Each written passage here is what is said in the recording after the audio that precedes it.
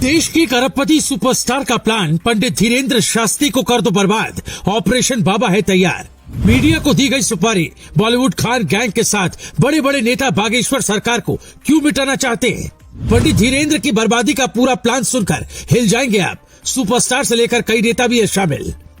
बागेश्वर धाम के महाराज पंडित धीरेन्द्र शास्त्री को बर्बाद करने की सुपारी किसने ली है? एक अरबपति खान के घर रात के अंधेरे में हुई मीटिंग का सच क्या है?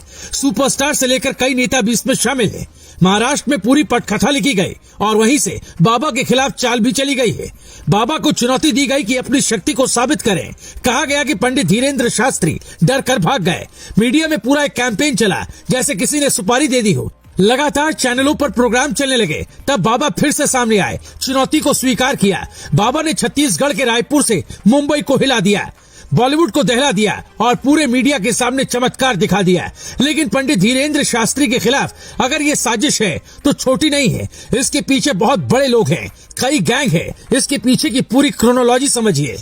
जैसे ही पंडित धीरेन्द्र शास्त्री ने पठान फिल्म का विरोध किया तो उनके खिलाफ अंधविश्वास चिल्लाते हुए कुछ लोग आ गए। उन्होंने मीडिया पर मजमा लगाया और शुरू हो गया कैंपेन। बाबा को ढोंगी बताया जाने लगा। पंडित धीरेन्द्र शास्त्री को चुनौती दी गई थी कि वो अपनी शक्तियों को साबित करें। पंडित जी ने चुनौती स्वीकार की और कहा कि जिसको जो देखना है वो दरबार में आकर सारा सच देख ले। लेकिन ढोंगी कहने वाली अखिल भारतीय अंधश्रद्धा निर्मूलन समिति से कोई भी बाबा के दरबार में नहीं आया। फिर भी छत्तीसगढ़ के रायपुर में महाराज धीरेन्द्र शास्त्री ने चमत्कार दिखाया, वो भी पूरे मीडिया के सामने। मीडिया वालों की भी कुंडली बताई। ये सब दरबार में होता है। दर्जनों पत्रकारों की भीड़ से वो रायपुर के महिला पत्रकार को चुनते हैं। कहते हैं जाओ भीड़ में से किसी भी एक को चुन कर ले आओ, वो भूत भविष्य बता देंगे। रायपुर के महिला पत्रकार एक को चुनती है। अब वो मंच पर थी, अपनी व्यथा सुना रही थी। आशीर्वाद पाकर नीचे उतरने के बाद ये महिला पुलिस की एएसआई निकलती है और पूरी आस्था बताती हुई नतमस्तक हो जाती है। इसके बाद वो एक नेशनल चैनल के पत्रकार को चुनते हैं और उनके चमत्कार देख वो युवा पत्रकार भी नतमस्तक हो जाता है। अब धीरेन्द्र शास्त्री प्रचंड हैं, प्रखर हैं। वो गरजते हैं, ललकारते हैं कि सनातन संत की तपस्वी शक्ति को अब कोई न ललकारे। अब वो कोई परीक्षा न देंगे, अब वो कोई प्रमाण न देंगे। अब प्रमाण मांगने वालों का, पाखंड करने वालों का बहिष्कार होगा। धीरेन्द्र शास्त्री ने चुनौती उन ईसाई मिशनरी और मुस्लिम धर्मगुरुओं को दी है जो चमत्कार करने का दावा करते हैं। ये चुनौती है कि जिस तरह उन्होंने कैमरे पर यह साबित किया वो भी करके दिखाएं।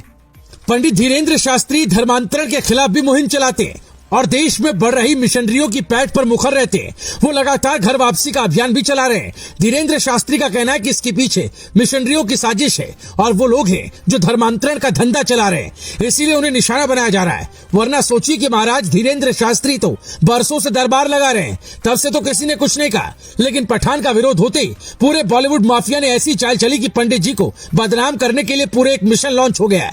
उन्हें बर्बाद करने की पटकथा लिखी गई। इसमें कौन कितना सच्चा है और क्रोनोलॉजी क्या कहती है, इसका फैसला हम आप पर छोड़ते हैं।